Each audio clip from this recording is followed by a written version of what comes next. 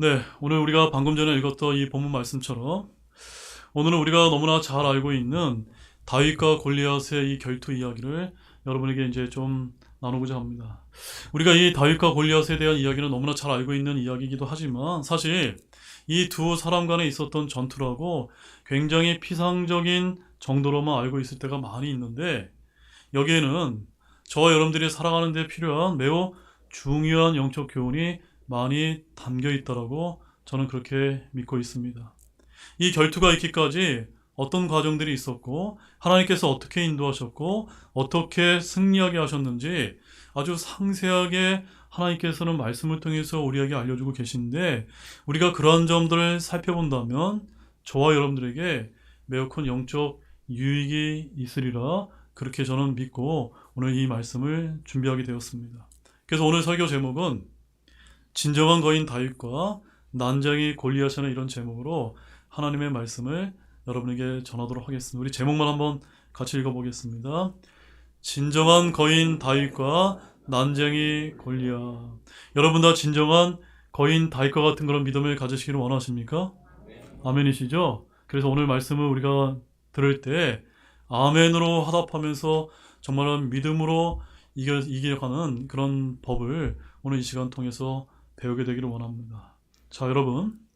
우리가 이제 성경에 여러 이제 전투와 전쟁들이 있지만 구약 성경에 묘사된 가장 유명한 전투를 꼽으라면 나라와 나라, 민족과 민족 간의 전투가 아니라 누구와 누구의 전투인지 아십니까? 바로 한 사람과 한 사람의 전투라고 성경은 우리에게 이렇게 알려주고 있습니다. 그것은 바로 아까 우리가 이제 그 화면을 통해서 봤던 것처럼 엘라 골짜기에서 있었던 다윗과 골리앗의 결투라는 점입니다. 자, 그 말씀 우리 한번 읽어보도록 하겠습니다. 사무엘기상 17장 1절에서 3절 말씀 우리 한 목소리로 함께 읽어보도록 하겠습니다. 한편 블레셋 사람들이 싸우기 위해 자기들의 군대를 함께 모으고 유다에 속한 소고에 함께 모여 소고와 아세가 사이에 있는 에베스 담밈에 진을 치므로 사울과 이스라엘 사람이 함께 모여 엘라 골짜기 옆에 진을 치고 블레셋 사람들을 마주보며 전투 대응을 갖추니 블레셋 사람은 이쪽 산에 섰고 이스라엘은 저쪽 산에 섰으며 그들 사이에는 골짜기가 있더라. 우리가 아까 그 사진을 보지 않았다면 아마 이 말씀이 그렇게 여러분에게 잘 이해가 되지는 않을 것입니다. 근데 우리가 아까 사진 한 3장을 통해서 엘라 골짜기를 다 우리가 보시지 않았습니까? 그래서 이 말씀이 여러분 잘 이해가 되십니까? 이쪽 산에는 북쪽 산에는 이스라엘 진영이 있고 또 밑에는 우리 이제 블레셋 그 군대가 이 넓은 이 엘라 골짜기를 두고서 다 이렇게 대치하고 있는 이런 말씀이 오늘 이제 우리가 다루고자 하는 그 말씀의 배경입니다. 그래서 사실 이 엘라 골짜기는 좁은 협곡이 아니라 아주 광활한 계곡이었다고 이렇게 이제 알려주고 있습니다.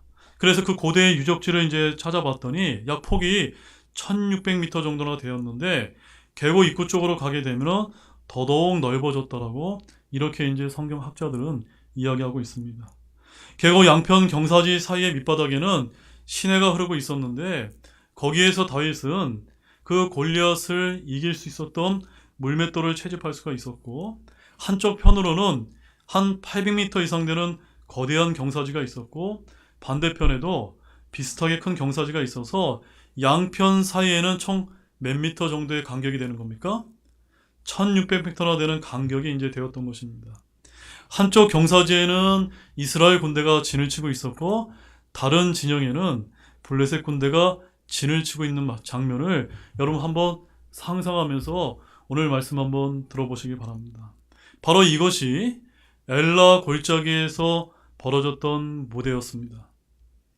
이제 우리의 이야기에 나오는 주인공들을 이제 한번 생각해 보도록 하겠습니다. 먼저 골리앗이 있었는데 그의 키와 외모는 너무나 압도적이어서 성경 기자는 그를 아주 자세하게 이제 다음과 같이 이제 묘사하고 있습니다. 자, 우리 사무엘기상 17장 4절 말씀을 보십시오. 함께 읽어보겠습니다. 가드 출신으로 골리앗이라는 투사가 블레셋 사람들 진영에서 나오는데 그의 키는 6규빗 한 뼘이며. 자, 우리 오늘 주일학교 시간에 큐빗에 대해서 배웠습니다. 큐빗. 여기 큐빗이 무엇인지 아십니까? 여기 이제 그 팔꿈치에서부터 손가락 끝에 중지까지를 이제 성인 남자의 팔꿈치에서 중지까지를 큐빗이라고 하거든요. 그래서 우리는 이 골리앗에 대한 묘사가 정확하게 어떤 것인지 이해할 수 있습니까? 없습니까? 잘 이해할 수가 없습니다. 왜냐하면 그때 당시에 이 키를 재는 도량과 지금의 이런 그 도량의 그 수치와 단위들이 다르기 때문에 우리가 이제 그 성경을 이해하기 어려울 때가 있는데, 우리는 이 미터와 센티미터로 다시 이제 재개되면은 골리앗의 키는 한 몇 미터 정도 되는지 아십니까?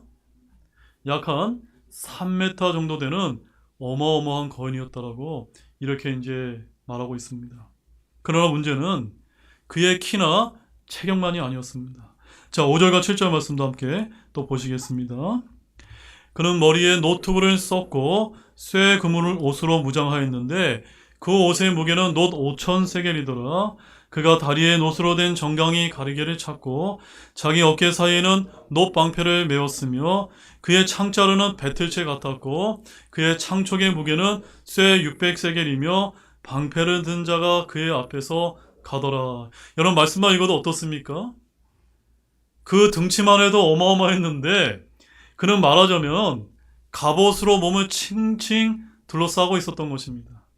이 갑옷은 어깨에서 무릎까지 내려오는 적의 무기로부터 막아주고 보호해 주었던 그런 갑옷이었다고 이렇게 설명을 하고 있고, 몸을 칭칭 둘러싼 그런 재료의 이제 무게를 이제 따져보게 되면 갑옷만 5,000세겔로 지금 단위로 환산을 하게 되면 약 80에서 90kg 정도나 되는 엄청난 무게를 걸치고 있었다고 합니다.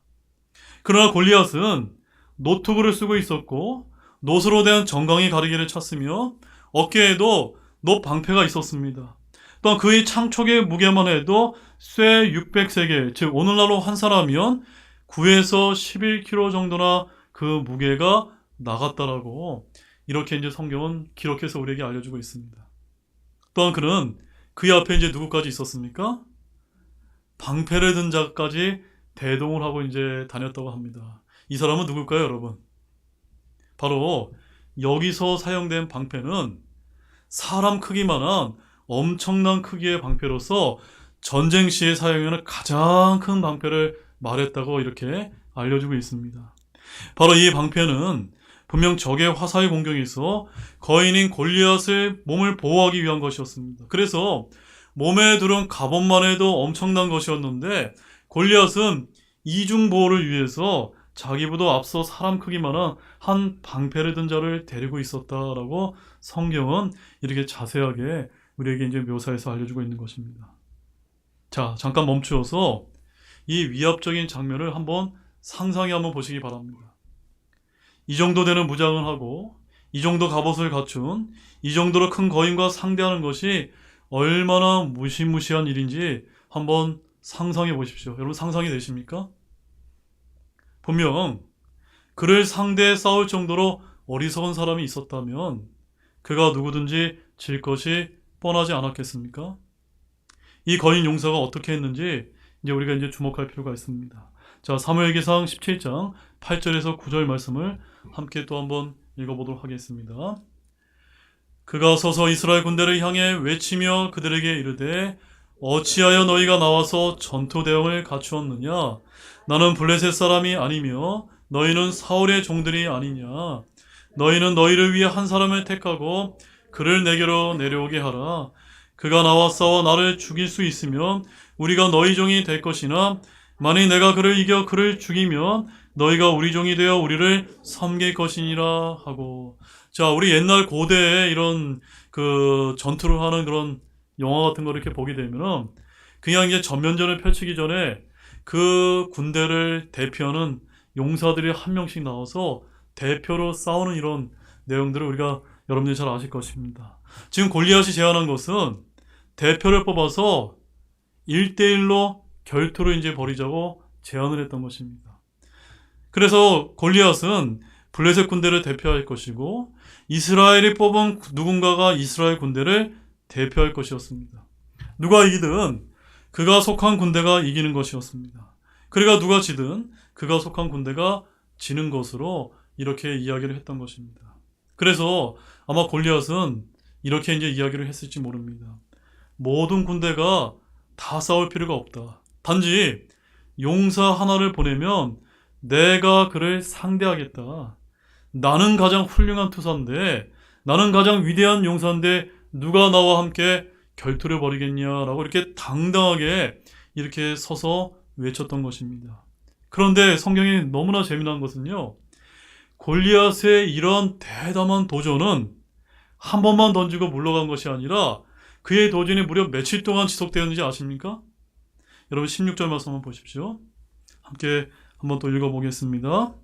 그 블레셋 사람이 아침 저녁으로 40일 동안 가까이 와서 모습을 나타내었더라. 며칠 동안 지속되는 것입니까?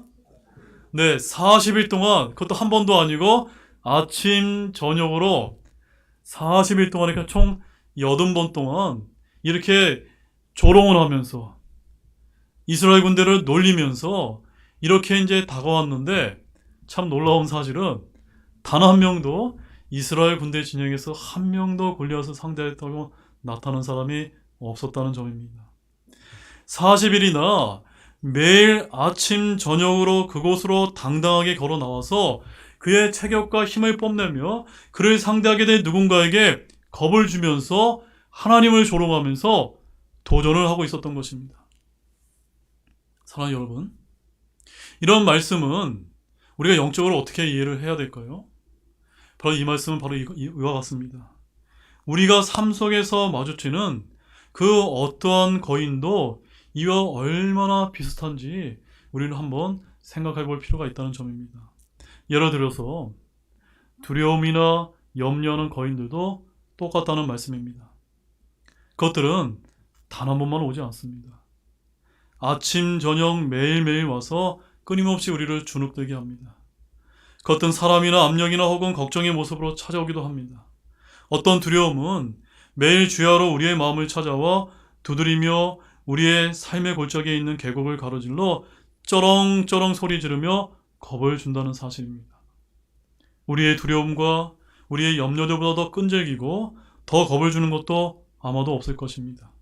특별히 우리가 우리 자신의 힘으로 그것들을 상대하려고 할 때는 더더욱더 그렇다는 점입니다. 자, 이제 두 번째로 골리앗에 이어서 진정한 거인 다윗이 이제 등장하는 말씀을 이제 볼 수가 있는데, 이러한 일이 이제 이스라엘 군대와 블레셋 군대 간에 있을 동안에 약 16에서 24km 정도 떨어진 유대 산악 지역의 작은 마을 베들레헴에서는 다윗이라고 하는 10대 한 소년이 자기 아버지의 양을 돌보고 있었다는 점입니다. 그는 군대에 징병되어 전쟁에 참가하기는 너무나 어린 나이였습니다. 사실 그 시점에서 다윗은 이스라엘과 블레셋 사이에 무슨 일이 벌어지고 있는지 거의 알지 못했습니다. 다윗은 골리앗이라는 이름을 들어보지 못했을지도 모릅니다. 그가 아는 것이라고는 3명의 형들이 사울의 군대에 속해서 전쟁터에 나가 있다고 하는 그 사실뿐이었습니다. 자, 그런데 다윗의 아버지 이새는 전쟁터에 나가 있는 자신의 그 사랑하는 세 아들이 너무나 이제 걱정이 되어서 이제 나이가 들어서 산을 넘어 전쟁터까지 넘어갈 수는 없었기 때문에 막내 아들을 불러서 이렇게 이제 이야기를 이제 하고 있는 것입니다. 다윗아 일로 와봐. 가서 내 형들이 전쟁터에 나가 있는데 잘 있는지 한번 가서 확인하고 와라. 라고 이제 아버지는 이렇게 이제 심부름을 이제 보내게 됩니다. 자, 그 말씀은 어디 있냐면 17절과 18절에 나와 있습니다. 우리 함께 또 보시겠습니다. 이새가 자기 아들 다윗에게 이르되 이제 내 형들을 위해 이 볶은 곡식 1에바와 이 빵 10개를 가지고 진영에 있는 내 형들에게 달려가 이 치즈 10개를 그들의 천인 대장에게 가져다 주고 내 형들이 어떻게 지내는지 살펴본 뒤 그 뒤에 증거물을 가져오라 하였는데, 이 아버지인 이새가 얼마나 지혜로운지, 천인 대장이 누굽니까? 그 당시에 이제 그 형들이 속해 있던 그 군대의 뭐 중대장이나 아니면 연대장 뭐 이 정도 되었던 것 같습니다. 그래서 그 사람한테 먼저 이제 뭘 좀 갖다 주고 자기 형들이 잘 있는지 이렇게 이제 살펴보도록 아버지가 이렇게 이제 부탁을 했었던 것 같습니다. 이렇게 다윗은 전투에 참여하려고 그곳에 간 것이 아니었다는 점입니다. 그는 단지 약간의 음식물을 형들에게 전달하고 형들이 무사한지 아버지의 말씀처럼 확인하기 위해서 그저 심부름 때문에 이제 다가왔던 것입니다. 사랑하는 여러분, 여기에는 아주 중요한 이제 삶의 원리가 있습니다. 그날 아침의 해는 다윗과 골리앗에게 다른 날 아침과 똑같이 떠올랐을 것이라는 점입니다. 인생이란 그런 것입니다. 아무런 경고도 없습니다. 그러나 사실을 여러분에게 이제 말씀을 드린다면 골리앗이 이스라엘에게 도전한 41번째 아침은 그의 인생의 마지막 해가 이제 될 것이고 다윗에게는 영웅으로서의 경력의 첫날이 되었다는 점입니다. 아무도 이와 같은 일이 일어날 것을 단 한 명도 알려준 사람이 없습니다. 천사가 나타나서 골리앗아 오늘은 너에게 무슨 특별한 일이 있을 것이다 라든가 혹은 다윗에게 나타나서 오늘은 정말 너에게 특별한 날이 될 것이다 라고 이렇게 말한 사람이 단 한 번도 없었다는 점입니다. 그날 아침 똑같이 다윗은 일찍 일어나 양떼를 다른 목자에게 맡기고 아버지가 시키는 대로 엘라 골짜기로 향했던 것입니다. 자, 20절 말씀 한번 보십시오. 어떻게 성경을 묘사하는지 한번 보시기 바랍니다. 다윗이 아침에 일찍 일어나 양 지키는 자에게 양들을 맡긴 뒤 이새가 자기에게 명령한 대로 가지고 가서 참호에 다다랐을 때에 군대가 싸우러 나아가려 하면서 전투를 위해 소리를 질렀으니 여러분 이제 한번 상상을 해보십시오. 다윗이 몇 살 정도의 나이를 지닌 소년이었죠? 한 10대 소년이었는데 이 10대 소년이 처음으로 이 이스라엘 진영의 군대와 블레셋 군대가 이 엘라 골짜기에서 펼쳐져 있는 모습을 쫙 보게 된 것입니다. 이 어린 소년의 광경에서 봤을 때는 한편으로는 두렵기도 하면서 한편으로는 너무나 이렇게 떨리면서 장엄한 모습으로 그에게 다가가지 않았겠습니까? 그래서 그는 아마도 이 광경이 흥분되면서도 겁을 내는 장면이 아니었을까라고 이렇게 이제 성경학자들은 이야기를 이제 하고 있는 것입니다. 그리고 그가 이스라엘 진영의 한 귀퉁이에 이제 다다르자 다윗은 군대가 전장으로 향해 나가는 것을 보았고 고함 소리를 이제 들었습니다. 우리는 여기서 다윗이 어떤 흥분 상태가 되었다는 점을 쉽게 이제 알 수가 있는데 다윗은 어떤 상황이 전개되는지 자세히 보기를 원했는데 아마도 어떤 아이들이라도 마찬가지가 아니었을까라고 이렇게 생각이 되어집니다. 자, 우리 22절과 23절 말씀을 한번 보시기를 바랍니다. 함께 읽어보겠습니다. 다윗이 자기 짐 지키는 자의 손에 맡기고 군대로 달려가 자기 형들에게 가서 문안하며 그들과 말할 때에 보라 블레셋 사람들의 군대에서 가도 출신의 블레셋 사람 곧 골리앗이라는 투사가 올라와 똑같은 말들로 말하며 다윗이 그 말들을 들으니라. 여기서 중요한 말은요 맨 끝부분에 있습니다. 누가 그 말들을 들었다고요? 다윗이 골리앗이 40일 동안 매일같이 아침 저녁으로 조롱하며 이야기했던 것을 다윗은 한 번도 들은 적이 없었는데 마침 그날 다윗이 들었던 것이다 라고 성경은 묘사하고 있습니다. 자, 이 순간을 한번 상상해 보십시오. 다윗이 거기 서서 자기 형들에게 말하고 있는데 갑자기 계곡 건너편에서 고함 소리가 이제 들립니다. 그러자 갑자기 다윗 주위의 모든 사람이 도망을 쳐서 자신들의 장막 안으로 숨어 들어가고 있는 것이 아닙니까? 자, 24절 말씀 보십시오. 뭐라고 묘사하고 있는지 같이 읽어보겠습니다. 이스라엘 모든 사람들의 그 사람을 보고 그 앞에서 도망하여 심히 두려워하였고. 여러분 이 장면이 여러분 연상이 되십니까? 이스라엘 진영의 다윗 주변에 그 수많은 이제 군사들이 있었는데 골리앗이 나타나서 고함 소리를 치자 사람들이 어떻게 했다고요? 다 도망가서 숨어버렸는데 누구만 남았습니까? 다윗 혼자만 남아있었다는 사실입니다. 다윗 혼자만 지금 가만히 남아있고 다른 사람들 다 도망가 숨었다는 점입니다. 다윗은 가드 출신의 거인을 한 번도 본 적이 없었고 그의 도전을 들어본 적도 없었다는 점을 기억하시기 바랍니다. 갑자기 그는 그 자리에 혼자 서 있게 되었던 것이고 다른 사람들은 모두 도망쳐 숨어버린 이 장면이 참으로 웃기지 않습니까? 적어도 이런 상황이 저와 여러분의 성경을 읽는 그대로 읽은 내용이라는 사실입니다. 자, 그런데 이 상황에서 다윗의 눈은 어디를 이제 향하고 있었을까요? 어디를 향하고 있었을까요? 바로 전쟁터를 가로질러서 엄청난 갑옷을 입고 서서 위협적이고 도전적인 말을 내뱉으며 자신이 믿고 있는 이스라엘의 주 하나님을 저주하는 이 거인 골리앗을 바라보고 있었다는 점입니다. 그리고 그런 상황이 다윗을 경노하게 만들었습니다. 그래서 아마도 다윗은 속으로 이렇게 생각을 했을 것입니다. 아무도 이스라엘의 하나님께 대해 감히 그런 식으로 말하지 않을 것이다.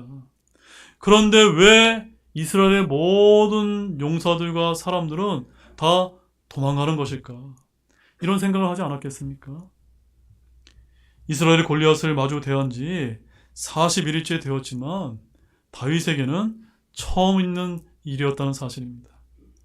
그런데 다윗은 돌이켜보았을 때 얻어지는 시야를 가지고 현재 닥친 상황을 볼 수 있는 인물이었기 때문에 그 상황에 압도당하지 않았다는 점입니다. 겁을 먹지 않았습니다. 얼마나 현명한 젊은인가요? 자, 그가 어떻게 행동을 했는지 자세히 한번 보겠습니다. 자, 26절, 27절 말씀 함께 보시겠습니다. 다윗이 자기 옆에 서 있는 사람들에게 말하여 이르되 이 블레셋 사람을 죽여 이스라엘에게서 치욕을 제거하는 사람은 무슨 대우를 받겠느냐? 이 할례 받지 않은 블레셋 사람이 누구이기에 그가 살아계시는 하나님의 군대에 도전하느냐 하니 백성이 이런 식으로 그에게 대답하여 이르되 그를 죽이는 사람은 이러한 대우를 받으리라 하니라. 이 말씀 이제 이해가 되십니까? 이 용기가 많았던 작은 거인 다윗은 이 골리앗이 이스라엘 군대 바로 하나님을 조롱하는 보고 두려워 떨지 않고 정말 이 옆에 있는 그 사람들에게 이렇게 이제 물었던 것입니다. 내가 저 블레셋 사람을 죽이게 되면 이 이스라엘의 치욕을 제거하게 되면은 무슨 이제 대우를 받는 것입니까?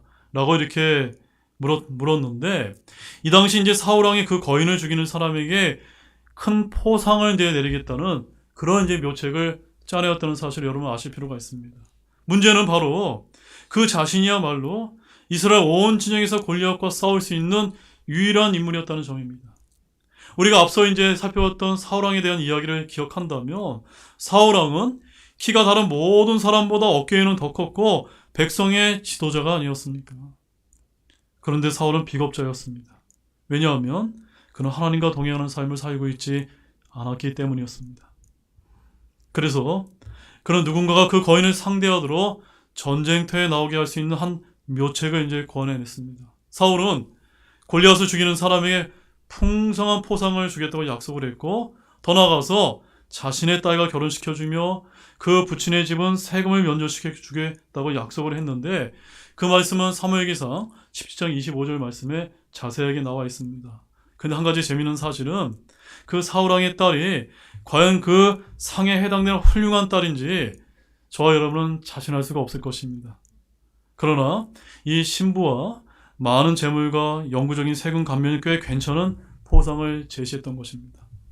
그러나 이 정도로 엄청난 포상에도 이스라엘 진영에는 자원하는 자가 단 한 명도 없었다는 사실입니다. 자, 이때 다윗 주위의 누군가가 이 포상 광고에 대해서 다윗에게 말해 주었습니다. 그런데 우리는 이 특별한 날 골리앗이 있었던 위치에 대해서 한번 주목할 필요가 있습니다.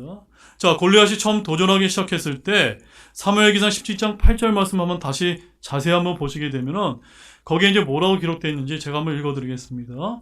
골리앗이 이렇게 이제 이야기합니다.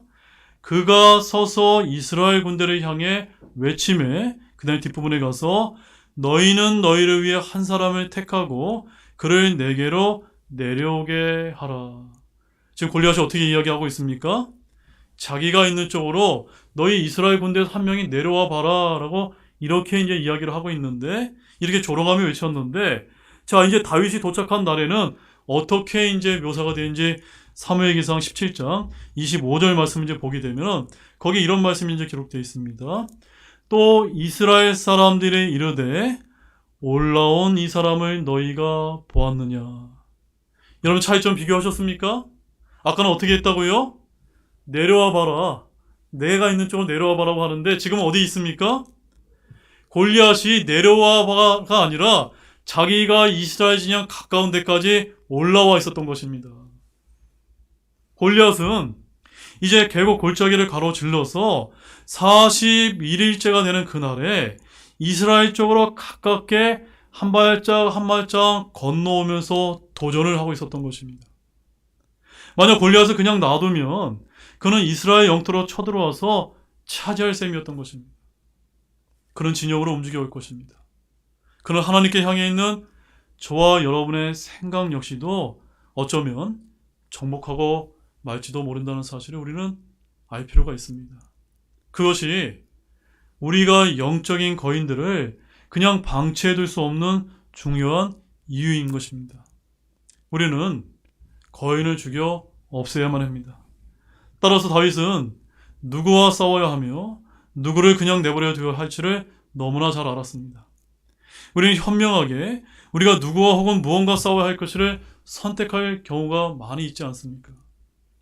만약 우리가 주의하지 않는다면 우리가 싸우는 모든 사람이 하나님의 진영 안에서 벌어질 수 있다는 사실을 기억하시길 바랍니다.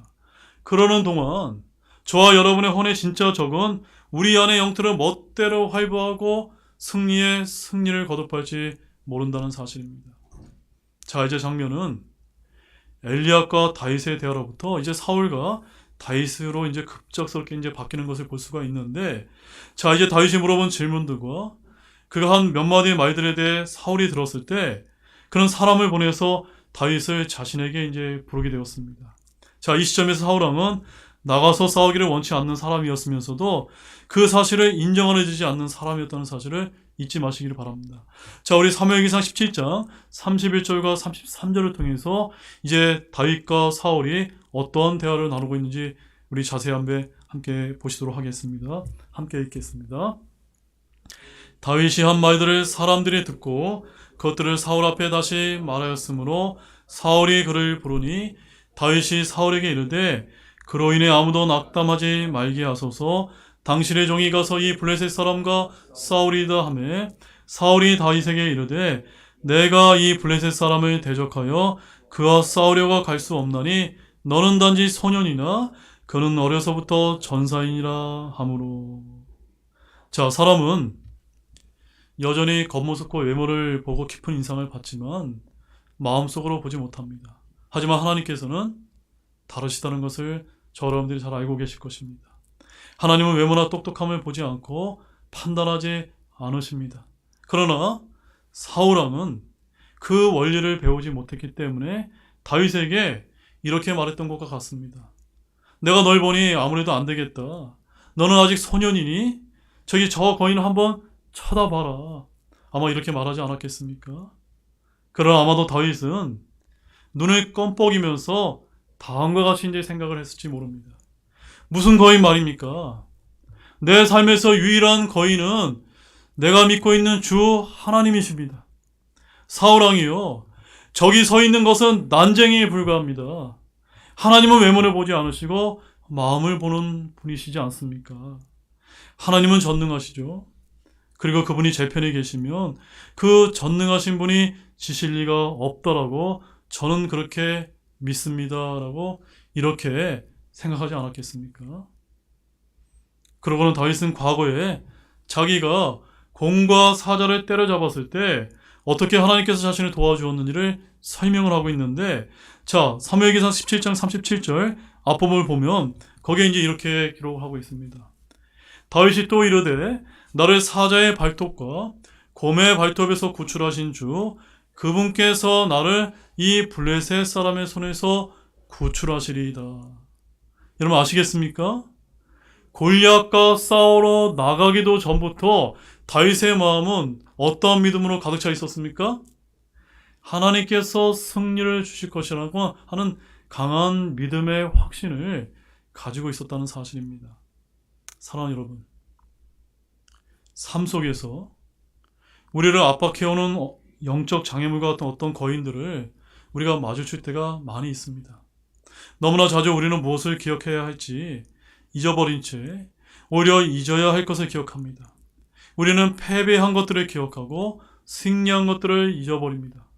우리 대부분은 삶에서 실패한 것은 세세한 것까지 생생하게 기억하면서 주님께서 과거에 이루어주신 놀라운 은혜와 승리들을 잘 기억하지 못할 때가 얼마나 많습니까? 그러나 다윗은 전혀 그렇지 않았다는 사실입니다. 그는 마치 이렇게 말했던 것입니다. 사울왕이여, 당신은 내가 어떻게 골리앗과 싸울지 아실 것입니다. 사자와 곰을 이길 수 있도록 제게 힘을 주신 똑같은 하나님께서 골리앗을 이길 수 있는 힘을 제게 주실 줄 믿습니다. 저를 능력 있게 만드신 분은 주 하나님이십니다. 그러므로 저로 하여금 저 거인 골리앗을 상대하도록 보내주소서라고 이렇게 말하지 않았겠습니까? 자, 그때 사울은 이 다윗의 요청에 싸우도록 허락하면서 이제 그가 싸울 수 있는 준비를 해주는 말씀을 이제 볼 수가 있는데, 그 말씀이 얼마나 흥미로운지 한번 보시기 바랍니다. 사무엘기상 17장 38절 앞부분에 이렇게 말씀이 기록되어 있습니다. 사울이 자기 갑옷으로 다윗을 무장시켜 주시고 라고 되어 있습니다. 무장시키고. 상상이 되십니까? 여러분, 다윗이 누굽니까? 아직 10대 소년이지 않습니까? 그리고 사울왕은 어떻습니까? 다른 사람도 어깨보다 더 큰 이런 갑옷을 입었는데 그 갑옷이 이 다윗에게 맞습니까? 안 맞습니까? 맞지 않을 거 아닙니까? 그래서 저는 이 말씀을 읽으면서 참으로 흥미롭지 않을 수가 없었습니다. 하지만 다윗은 이런 크고 무거운 사울의 투구와 칼과 옷을 벗어버렸다는 사실입니다. 한 사람에게 좋았던 것이 다른 사람에게도 좋으리라는 보장이 없다는 이런 교훈을 우린 여기서 얻을 필요가 있습니다. 우리는 어떤 식으로 잘했다고 해서 그것을 다른 사람에게 강요할 수 없다는 것입니다. 그러나 그것은 승리하는 방식이 아니었습니다.